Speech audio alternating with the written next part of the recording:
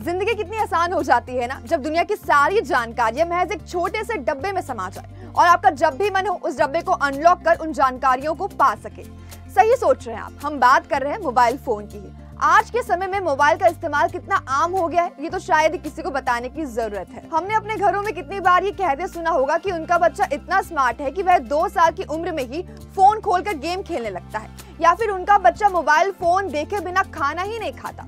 माता पिता को अपने बच्चों को फोन का ज्ञान पर गर्व महसूस होता है, लेकिन उन्हीं माता पिता का ये जानना भी बेहद जरूरी है कि मोबाइल फोन का इस्तेमाल ना सिर्फ उनके बच्चों को मानसिक तौर पर कमजोर कर रहा है, बल्कि लगातार फोन का इस्तेमाल इंसान को शारीरिक तौर पर भी बीमार बना रहा है। छोटी उम्र के बच्चों के फोन के इस्तेमाल का आंकड़ा चौंकाने वाला सामने आया है। इस आंकड़े के अनुसार हर 1.5 साल का बच्चा 5 घंटे तक मोबाइल में खोया रहता है। इसके अलावा स्पेनियन लैब्स की एक ताजा रिपोर्ट सामने आई है, जिसमें जेन जेड यानी 18 से 24 साल की उम्र वाले 27,969 लोगों के डेटा का इस्तेमाल किया गया है। इस रिपोर्ट में बचपन से स्मार्टफोन का इस्तेमाल करने वाले बच्चों का वर्तमान मानसिक स्वास्थ्य के बीच संबंधों के बारे में पता लगाने की कोशिश की गई है। रिपोर्ट के अनुसार जिन लोगों ने बहुत छोटी उम्र में मोबाइल पर बहुत ज्यादा समय बिताना शुरू कर दिया था, उनमें मानसिक विकास और मानसिक स्वास्थ्य से संबंधित दिक्कतें ज्यादा देखी गई हैं। इसी रिपोर्ट में बताया गया कि जिन पुरुषों को 6 साल की उम्र में पहली बार स्मार्टफोन मिला था, उनकी तुलना में 18 साल की उम्र में फोन का इस्तेमाल करने वालों मानसिक विकासों और विकास का खतरा 6% ज्यादा है। वहीं महिलाओं की बात करें तो उनमें यह जोखिम लगभग 20% अधिक ज्यादा था। ज्यादा मोबाइल फोन इस्तेमाल करना लोगों को डिजिटल आई स्ट्रेन या कंप्यूटर विजन सिंड्रोम जैसी बीमारी दे रहा है। कोरोना महामारी के कारण हुए लॉकडाउन ने भारत सहित दुनिया के सभी देशों में डिजिटल इलेक्ट्रॉनिक्स डिवाइस का इस्तेमाल बढ़ा दिया है। घर में महीनों तक बंद रहने के कारण अधिकांश लोगों को एक दूसरे से बातचीत करने और अपनी नौकरी की जिम्मेदारियों को जारी रखने के लिए डिजिटल उपकरणों का सहारा लेना पड़ा। अब भले ही कोरोना खत्म हो गया है, लेकिन ऑनलाइन लर्निंग सर्विसेज जैसे जूम और Google Meet video conferencing platform का इस्तेमाल लगातार बढ़ता जा रहा है। वर्किंग एडल्ट्स के अलावा बच्चे भी पढ़ाई करने के लिए इन प्लेटफॉर्म का उपयोग कर रहे हैं। इसके अलावा बच्चों द्वारा सोशल मीडिया पर बिताया जाने वाला समय भी काफी ज्यादा बढ़ गया है, जो कि युवाओं में डिजिटल आई स्ट्रेन या कंप्यूटर विजन सिंड्रोम का कारण बन रहा है।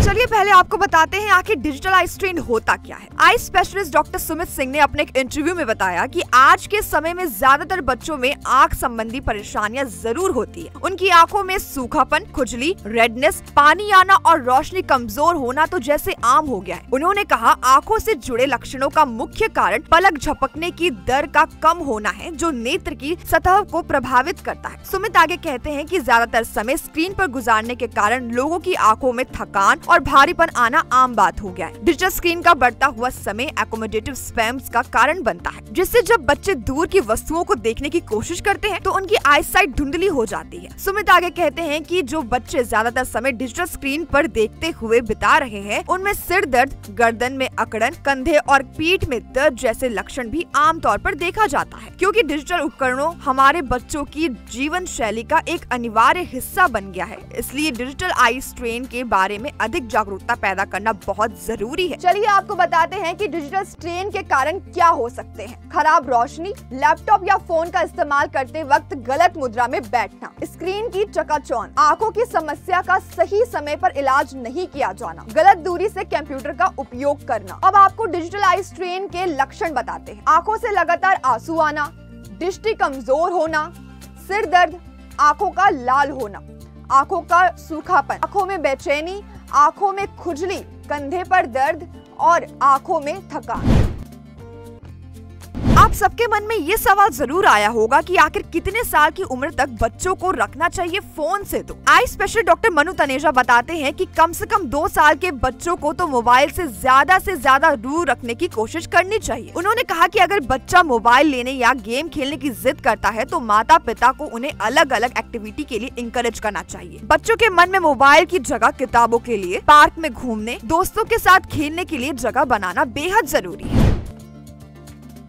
अब ये जान लीजिए कि आखिर मोबाइल फोन मानसिक तौर पर कैसे कर रहा है बच्चों के दिमाग पर असर। साइकोलॉजिस्ट मनीषा फरमानिया ने बताया कि कम उम्र के बच्चों में मोबाइल की लत के बहुत सारे खतरे सामने आए। इसमें वर्चुअल ऑटिज्म का नाम सबसे प्रमुखता से लिया जा रहा है। कुछ दिन पहले ही एक रिपोर्ट सामने आई जिसके अनुसार दुनिया भर में बच्चे वर्चुअल ऑटिज्म का तेजी से शिकार हो रहे हैं। वर्चुअल ऑटिज्म दरअसल ऐसी अवस्था है जिसमें डिजिटल डिवाइस पर ज्यादातर समय बिताने वाले बच्चे दूसरों से बातचीत करने में दिक्कत महसूस करने लगते हैं। ये स्थिति 1.25 साल से 6 साल के बच्चों में ज्यादातर देखा जा चुका है, क्योंकि बच्चे ज्यादातर समय मोबाइल या टीवी में बिता रहे हैं, इसलिए वह आम जिंदगी में लोगों से बात करने में, समझने में दिक्कत महसूस करते हैं। इसका नेगेटिव इम्पैक्ट यह हो सकता है कि ऐसे बच्चों का स्पीच डेवलपमेंट हो ही नहीं पाता। ऐसे में बच्चे दूसरे व्यक्ति के सामने या बातचीत में असहज महसूस करते हैं, उनका सामाजिक दायरा कमजोर होने लगता है।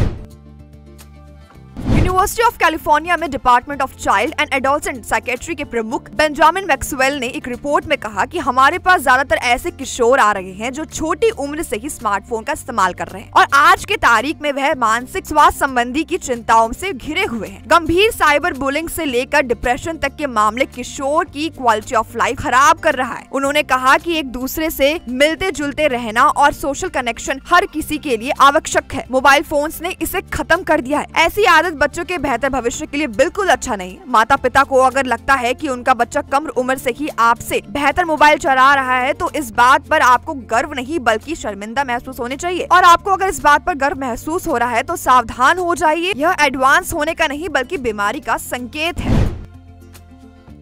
चलिए आपको बताते हैं कि दिन भर में कितना समय स्क्रीन को देना खतरनाक नहीं है। इस सवाल के जवाब में साइकोलॉजिस्ट मनीषा फरमानिया कहती हैं कि रिसर्च और मेरा जो अनुभव है उसके अनुसार बच्चों को दिन भर में 4 घंटे कम से कम मोबाइल देना चाहिए। टीवी और कंप्यूटर का इस्तेमाल करने की अनुमति देनी चाहिए। इसके अलावा माता पिता को यह सुनिश्चित करना चाहिए कि बच्चे 20x20x20 का नियम का पालन करें, यानी कि हर 20 मिनट में स्क्रीन टाइम दे, 20 सेकेंड का ब्रेक। इस ब्रेक के दौरान बच्चों को 20 फीट की दूरी पर स्थित किसी वस्तु पर ध्यान केंद्रित करने की आवश्यकता होती है। इसके अलावा आंखों के सूखापन, जलन और दर्द को ठीक करने के लिए डॉक्टर द्वारा बताया गया आई ड्रॉप का इस्तेमाल जरूर करें। आई ड्रॉप न सिर्फ आंखों की नमी बनाए रखने में काम आता है बल्कि रेडनेस, जलन और पलकों पर होने वाले दर्द से भी बचा जा सकता है।